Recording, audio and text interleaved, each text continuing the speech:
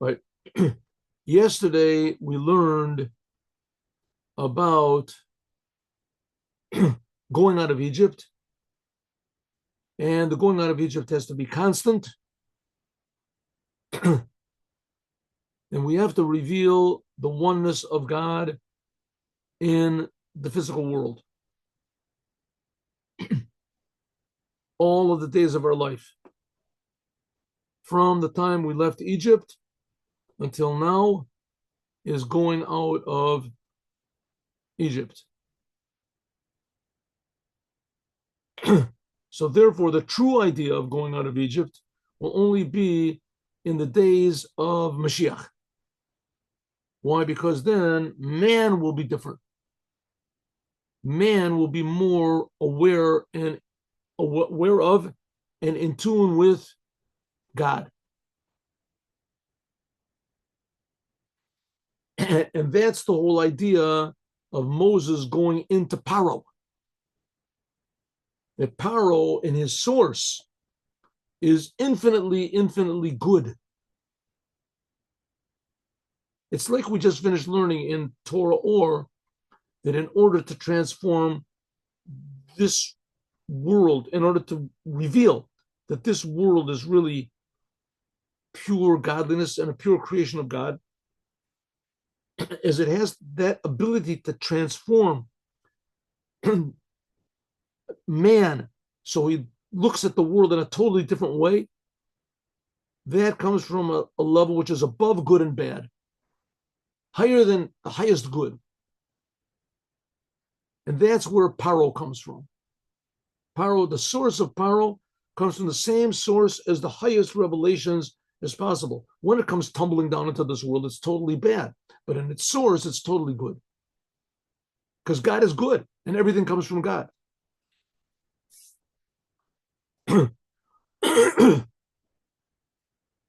So therefore, the beginning of going out of Egypt is in this week's Torah portion where God says to Moses, come with me to Paro. Moses was afraid because Paro was too good. It was too powerful. It was the source of all good, the source of all evil, the source of all existence. It was too, Moses couldn't take it.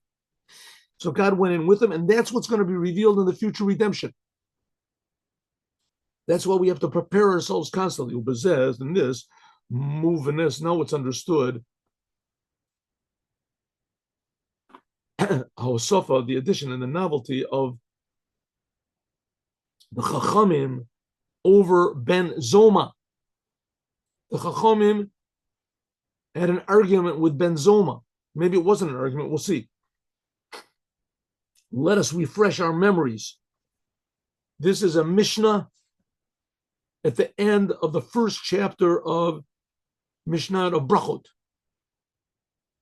And it says over there that there was an argument between Ben Zoma and the Chachamim, which was brought to revelation, to conclusion, by Rabbi Eliezer ben Azariah. Let's just remind ourselves what happened. The story was that Rabbi Shimon ben Gamliel was evicted from the Sanhedrin because he was too severe. And in his place, they put Rabbi Eliezer ben Azariah. On that day that they put Rabbi Eliezer ben Azariah to be the head, as Rabbi Eliezer ben Azariah passed a lot of laws. And one of them was that he said, I want Shema Yisrael, that we say every day. A Jew has to say twice a day, the prayer Shema Yisrael, that in the daytime and in the nighttime. In the daytime, they were only saying 2 paragraphs. 3 paragraphs. In the nighttime, let's get this right. In the nighttime, they were only saying 2 paragraphs. In the daytime was 3 paragraphs. Why in the nighttime were they leaving 1 paragraph out? Why? Because the 3rd paragraph of Shema Yisrael, which talks about going out of Egypt, it also talks about wearing tzitzit. Tzitzit, these strands. Here we go. Tzitzit, right? And tzitzit are not obligated in the nighttime. You don't have to wear tzitzit in the nighttime. So because in the nighttime you were exempt from wearing tzitzit, So therefore, they didn't say the third paragraph in the nighttime. Came along Rebbe Elazar ben Azariah, and he said, I never agreed with this law. Came along Ben Zoma, and I said, I will justify you, Rebbe Elazar ben Azariah. You are right. The sentence says you must remember God all of the days of your life. Kol yamei chayecha. The days of your life are talking about the days. Kol yamei chayecha means even in the nighttime. Rebbe Elazar ben Azariah said, you saved me. Ben Zoma, you convinced all of the wise men that we must say the third chapter, which talks about tzitzit and going out of Egypt in the nighttime. The Chachamim, on the other hand, all the other rabbis, they said, we agree with you, but also remember our law. You call Yamei Chayecha means also not just in the nighttime, but it means all of the days of your life. That includes what? Not only the nighttime, it includes also the days of the Mashiach. Even in the days of the Mashiach, we will mention this third chapter of Shema, of going out of Egypt. All of the days of your life, Lahavi liyamot Mashiach, you always, all the days of your life, you have to talk about going out of Egypt, even in the days of the Mashiach. So Ben Azai said, you must talk about going out of Egypt even in the nighttime, in other words, in the Galus, in the exile that we're in now. And the rabbi said, not only in the nighttime, but also even when Mashiach comes, you also have to talk about going out of Egypt. Why? Because the thing of going out of Egypt shows defiance. And Jews must never leave their defiance. The ability to defy the world. And from that, we can transform the world, which means defy ourselves, essentially. In other words, you always have to be dissatisfied with where you are. You have to be happy with where you are, but not satisfied. You always have to be dissatisfied, always wanting to go higher and moving up, because it depends on our will. It's not that when Mashiach comes, then we won't have to work anymore. Exactly the opposite. When Mashiach comes, we'll have to work 100 times more, but we'll want to do it. We want to go out of Egypt. Don't forget that. When Mashiach comes, we also have to want to go out of Egypt. That's what the says. Now we can understand the novelty of the Chachamim, who said, even in the days of the Mashiach, we have to talk about going out of Egypt, regarding Ben Zoma that said in the nighttime. Notice of Al-Dibrei Ben Zoma, in addition to the words of Ben Zoma, that you also have to remember going out of Egypt, even in the nighttime, namely in the nighttime of exile. The Chachamim, all the rabbis, they added, Kol Yamei Chayecha. This means that you must talk about going out of Egypt, even in the days of the Mashiach. Okay, now the language of even in the days of the Mashiach, it is lahavi, to bring to the days of the Mashiach. So it has a double meaning, that you should talk about going out of Egypt even in the days of the Mashiach, or you should talk about going out of Egypt in order to bring to the days of Mashiach.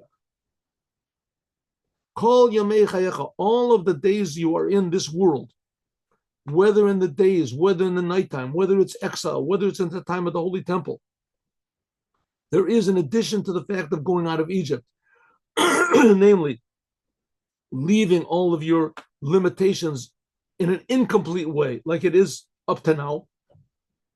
We've been going out every day since 3,300 years, every day, trying to go a little bit higher, a little bit, to leave our misconceptions about what the world is, every day a little bit more. Also in the level of going out of Egypt, which is true in the days of the Mashiach, we should try to bring the days of the Mashiach every day. In other words, every day, constantly to strive to make a perfect world. Losif, to add on, lahavi, to bring to the days of the Mashiach, not just to include the days of the Mashiach. Sha'avoda, that the service of now, remembering going out of Egypt, all the days of our life, means it should bring in, it should, how do you say, to call in the days of the Mashiach into this physical world now. Right now, we should live as though we are in the days of the Mashiach. what's going to be in the days of the Mashiach, what's going to be so special, that all we're going to think about is the truth, and to do what is true, to say what is true, to think what is true. Our attitude should be one of striving only for truth, the oneness of God, the goodness of God, the responsibility of the Jewish people to reveal this in the world. That's what's going to be in the days of the Mashiach. All the Jews are going to be activated. So we have to activate ourselves as much as possible right now, and even more. This will bring also Yomei Chayecha, the days of your life will be, your days of your life will bring to actual revelation of the Mashiach, including all of this, all the times, the Geula Mitit V'Shlema, it'll actually bring to the arrival of Mashiach. Just think about it 1 second. When Moses took the Jews out of Egypt, so the Jews knew they were out of Egypt. They knew it was a different state. They wanted to go back to Egypt. They constantly were always complaining, let's go back to Egypt. But nevertheless, they knew clearly that they were out of Egypt. Mashiach is going to be a situation that it won't be like it is now. It won't be like it is now. We'll know clearly what God is. We'll know clearly that God is creating us, that God gave the Torah, that God demands from us, and that God is giving us responsibility. That every moment of our lives, we have a responsibility to the creator of the world to be good people, to do what God wants, say, think, every single instant, right? And we'll know it, we'll feel it, just like Moses, when he took it, it was clear. So right now, we're not exactly in the days of the Mashiach.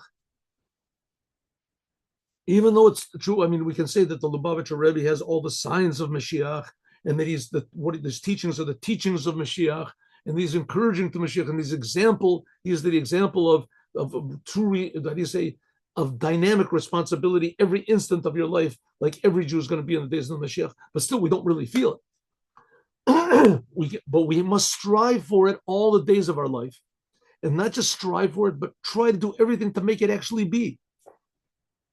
When we say it's understood that the words of the wise men, of the rabbis, it's not just a law for the days of the Mashiach, but it means right now the service of every single Jew, every single instant of his life, before the actual Mashiach reveals himself and changes the world. When we mention going out of Egypt, you will know that this is attached to bring to the days of the Mashiach. Now, a basic foundation of Judaism is going out of Egypt. That's, first of all, the birthday of Judaism, when the Jews got out of Egypt. But always in our prayers, we're always mentioning, like we said, it's the first of the 10 commandments. God took us out of Egypt. God took us out of Egypt. God took us. If it wasn't for God, we wouldn't have gone out of Egypt. God and Moses took us out of Egypt. If it wasn't for God and Moses, we would still be in Egypt, and we wouldn't even know it. We wouldn't know there was anything else. We wouldn't be aware of it. But that's a constant theme and basis of Judaism, is that God exists, and that God cares, and that God is active in the world, and God will change the world.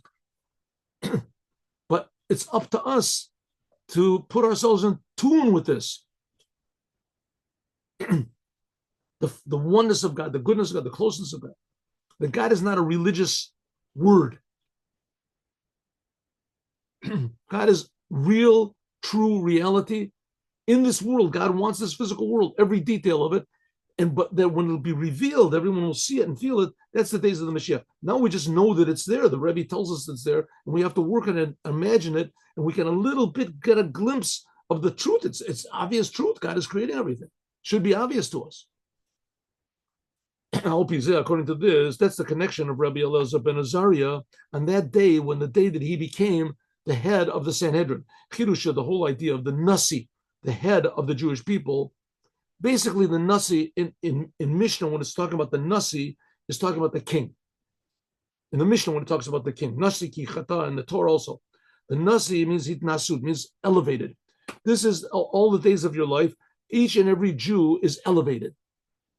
All the Jewish people, all the days of their life, the physicality in this physical world, and especially now in the time of exile, with the future generation going out of all limitations, going out of Egypt in general, and especially in the days of, with the days of the Mashiach, the Geula, Amiti, Veshlema, that's all the days of your life, the true redemption.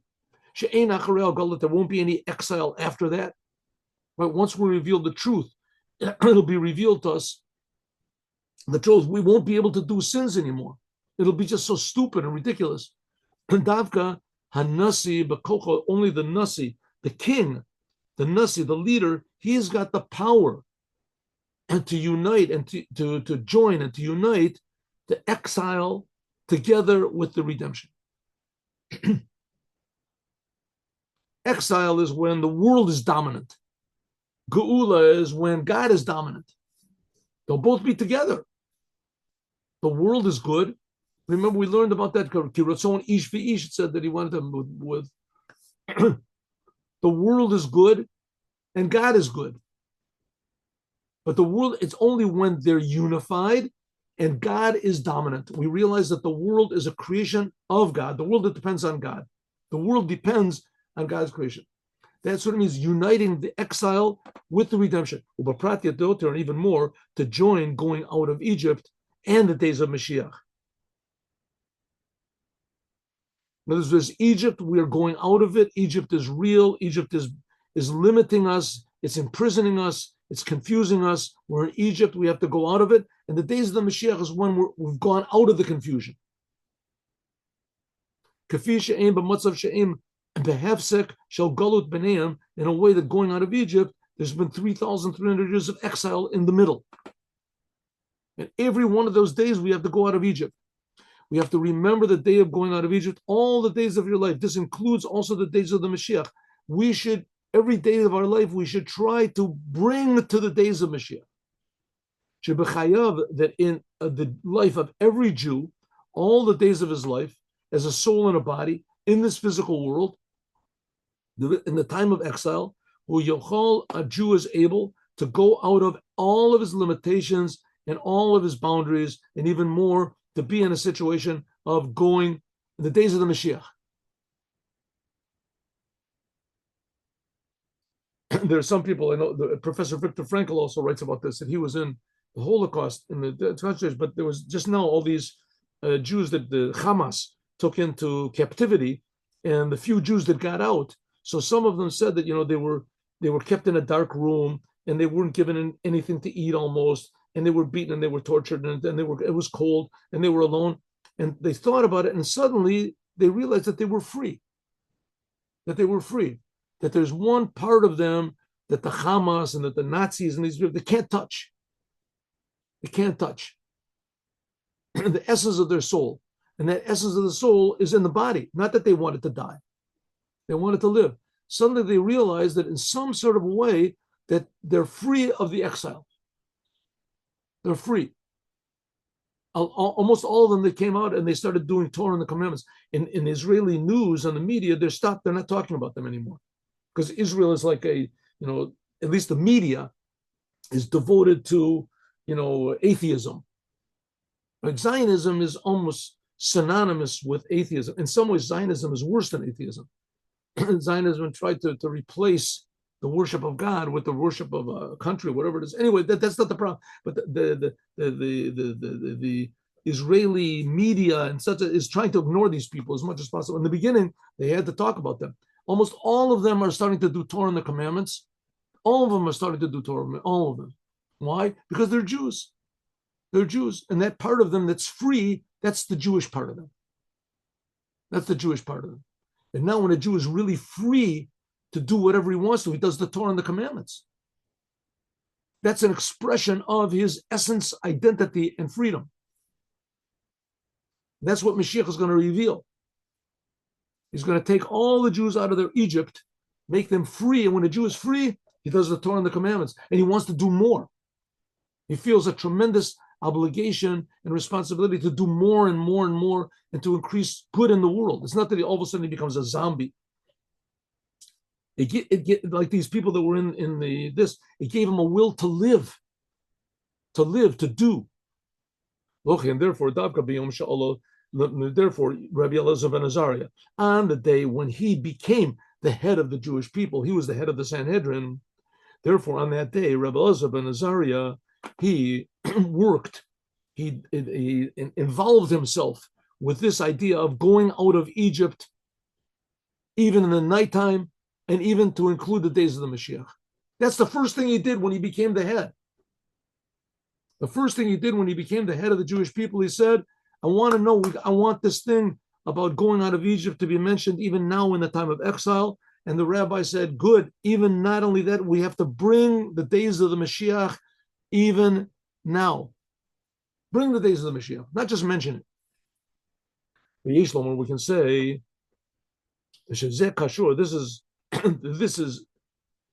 this is connected to the preface, the words that Rabbi Elazar ben Azariah said. What did he say? He said, behold, you have to see the first Mishnah of Brachot. I am like 70 years old. Should we try to find it now? How can we try to? Maybe let's know. I hope we don't waste time, but why not? Let's try to find it. Here we go. Let's be bold. Here we go. Mishnah. Let's try to ready. Do it in English. Okay. Mishnah. Oh, look here. I got it. Brachos Perek 1. Here. Oh, I already did it. Ready? I must have done this before. Here it goes. Okay. Mishnah 1, next Mishnah. 2, next Mishnah. 3, next Mishnah. This is Mishnah of Brachot. Here we can learn Mishnah together.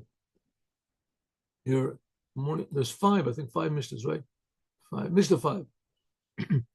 Okay, ready? We mentioned, there you go. It is a mitzvah of the Torah to mention the going out of Egypt in the nighttime, but some say that it was like tzitzis only done in the daytime. So he said, Rebbe Elazar ben Azariah said, here we go. This is the in the small the regular text is the commentary, but the thick text, that's the actual text. So it says, the exodus of Egypt is mentioned at night. Rabbi Elazar ben Azariah said, I am approximately 70 years old, and I was never privileged to say that the exodus of Egypt should be mentioned at night. They left a couple words out. That the exodus of Egypt should be mentioned at night until Ben Zoma interpreted it and said, etc., like we learn. All the days of your life includes the nighttime. And the rabbi said the days of your life refer to the days of the Messiah. Okay, good. So when did Rabbi Elazar ben Azariah say this? He said, he had an introduction. He said, I am 70 years old. Ani kashib ben shirin. I am like 70 years old. Okay, 70 years old. And now they have made me, we said that really he was 18 years old, but he inherited the 52 years of Samuel the prophet. And therefore he looked like he was 70 years old. But nevertheless, he said, I am 70 years old. Okay, now, so the Rebbe says, what's this? What do we care how we looked? What is it? Just say what the law is. What do we have to have he looked like this, he cared, he appeared, said, therefore we can attach this to Rebbe Elazar ben Azariah. He said, I am like 70 years old. The Torah tells us that Rebbe Elazar ben Azariah said, I am like 70 years old, and he wasn't really 70 years old. He was like 70 years old. Then he was only really 18 years old. And there occurred a miracle. And there grew on him, whatever it is, or there appeared to him 18 white lines on his beard. This showed to everyone that Rebbe Elazar ben Azariah, everybody knew he was 18 years old. But as soon as they saw this miracle, it was a sign that he was he was mature enough to be 70 years old. Because he had white hairs on his beard, so therefore it was good. He could stand up and he could teach in front of everybody. Everybody respected him. So it comes out that what? That this whole bizarre story is somehow or other connected to the fact of saying Shema Yisrael, the 3rd chapter in the nighttime, and it comes to that they're talking about going out of Egypt, and we should bring the days of going out of Egypt, all the days of our life. Right, what the fact that it looked like he was 70 years old. So it comes out Rebbe Eliezer ben Azariah that the completion of his rulership, of his leadership, was attached to the number 70. It could have said, I look like an old man. He was 60. 60 years wouldn't have been good. 50 years wouldn't have been good, right? If he was 50 years old, that wouldn't have been enough, right? Shmuel, Samuel, he led all the Jewish people. He was only 50 years old. 50 years old would have also been okay. No, I'm 70. Why is the name number 70? Why? The number 70 is so important. He looked like he was 70 years old. That Araz until then, he was, no matter how great were his qualities and his qualifications, it says that he was Rebbe Eliezer ben Azariah, the reason that the wise men, they evicted Rabbi Shimon ben Gamliel because they said he was too severe. So they said, who are we going to put in his place? So they had a couple of possibilities, maybe this, maybe Rabbi Akiva, but finally they decided, no, Rebbe Eliezer ben Azariah. This is in the Talmud, in Brachot. They said, Rebbe Eliezer ben Azariah, he's going to be the head. Why? Why they pick him? How he looked young. Said no, who chacham, because he's wise. Who ashir, he's rich. Everyone will respect him. He's the 10th generation from Ezra. Ezra, he's the one who built the second temple. He didn't build the second temple. He was the one that participated in the beginning of the second temple. Hari Lo, he brought the Jews from Babylon. Lo Zechiti, I did not merit the going out of Egypt until Ben Zoma came along. On that day, that Rabbi Eliezer ben Azariah became the leader, the president, the leader of Israel, as the leader of the court, which made de facto that he was the leader of all the Jewish people. It looked like he was 70 years old. What's the explanation? 70 years, this is the completion. This shows on a certain level of completion of wholesomeness, like finishing one cycle in the life of man. Like it says, like King David said, the days of our life are 70 years old. King David died at 70. Shleimot, completion of life is in this. Sha'adam megia az, that a person then reaches to a birur called a sheva midot. He has refined all of his 7 emotions as they are complete with all of the 10 composite sphirot within each one of the 7. 7 times 10. Over more detail, notnim la'adam, a person is given in his life 70 years to live in order that a person can do the service of refining his 7 emotions, emotional, namely his personality, his character, kafi she'em, as they are in this world. But nefesh abam is in a physical, natural soul. That's what it means. The days, what did King David say? Yamei shenotenu, the days of our life, bohem, in them. Bohem is the letters also of behema, of an animal. Bohem is like an animal.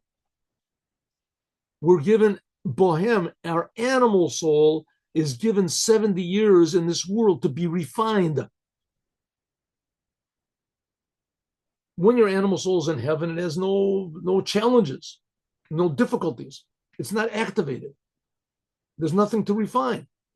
As soon as it comes into the world, all of a sudden, then it becomes revealed. The la'umat, in general speaking, the animal soul, and in general, this whole physical creation, which seems to be the opposite of God. This is, for instance, the 70 nations of the world. 70 nations of the world. All of the nations of the world, even though there's like 200 nations, but they can be generally categorized into 70 nations. By means of this service, it comes to the shleimus of Shiri. This 70 nations, after Noah got out of the ark, so his 3 sons, Shem, V'cham, V'yofet, they had children, and they had children's children. And if you look in the Torah, you can see that it comes out to be 70. There's 70 of them. 70, pretty miraculous. Where did I get this from, by the way? I don't know if they're still selling this book, but if you can buy it, it's really good. It's called, you look at this. Oh, is it backwards by you? I don't know, by me. Anyway, this is called No, it looks like it's Aramaic or something, but it's not. It's just backwards. If you have a mirror, you'll see. This is the Art Scroll English Tanakh, English by the Jewish Bible with Insights. Amazingly good, amazingly talented translations and commentaries.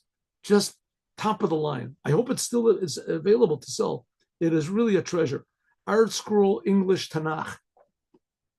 I don't know if you can see it. Well, anyway, you can buy it. It has all anyway. So there, in the end, it has all these tables over there, and one of them it lists the 70 nations as they come from this, from from Shem v'Cham v'Yafet.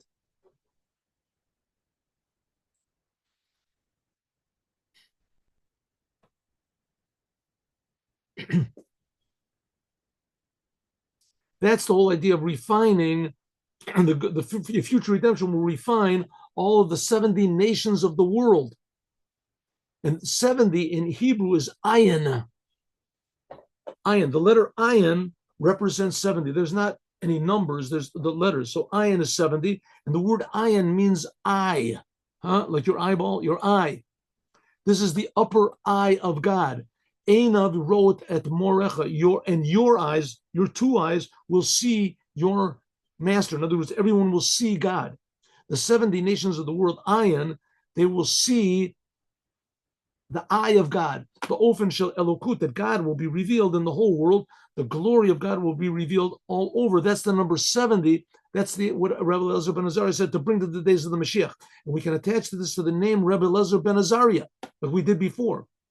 El Azar means God will help. El, God, Azar will help. And Azar will help Yudke. Azar will help Yudke, another name of God. Elazar ben Azariah means God will help, the son of God will help. This is the joining of both of them together in a way that the main thing is that God is helping. And God receives the Elazar, that Elazar, which is one name of God, receives from, is the son of Elazar Yudke, which is a higher name of God. Or that the main thing is Elazar, and he is the son of Azariah, drawing Azariah, that the help of Yudke, the essence, the first two letters of God's name, to be drawn down into this physical world. And this physical world becomes like the son of God, the birth of God. And it's better the son is more powerful than the father. And is revealing God in this world is greater than revealing God in all the upper worlds. Or like it said before, we put Ben Chorin, like it says a person is called a Ben Chorin or a Bar Mitzvah. Ben Chorin means that he's free. Yotzid hi mamamad u'matzav decheros, that you become totally free. So also here we say El Azar Ben means Ben Azariah means like Ben Chorin. He becomes one with a Ben Chorin. A person becomes one with freedom, as the El Azar becomes one with Azar Yudke, that you get help from the essence name of God, Yudke. Namely, the Hainu, we're going to have to stop here. Hainu, namely, Shel Rebbe Elazar ben Azariah, the Rebbe Elazar ben Azariah, he has help, special help from God, and as God is above the world, that's the name Azar Yud-Kei, the first two letters of God. So if so, this was not a normal person, Rebbe Elazar ben Azariah.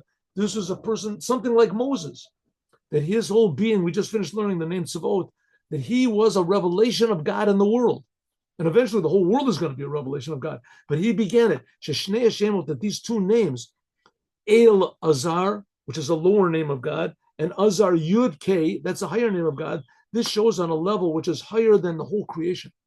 How much more so Elazar ben Azariah, when we unify them both together, and from this, Ezer, we will receive help. We will receive help from God. And beginning with Elazar ben Azariah, he received help from God to be the leader and to give power to all of the Jewish people to do the service that he talked about the first day that he became the leader, Yetziat Mitzrayim, going out of Egypt in the daytime, in the nighttime, and even to bring the days of the Mashiach every single day of our lives.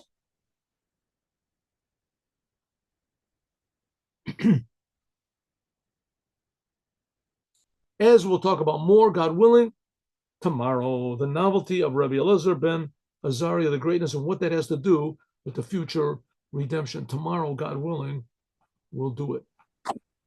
Now, let's have the Yom Yom.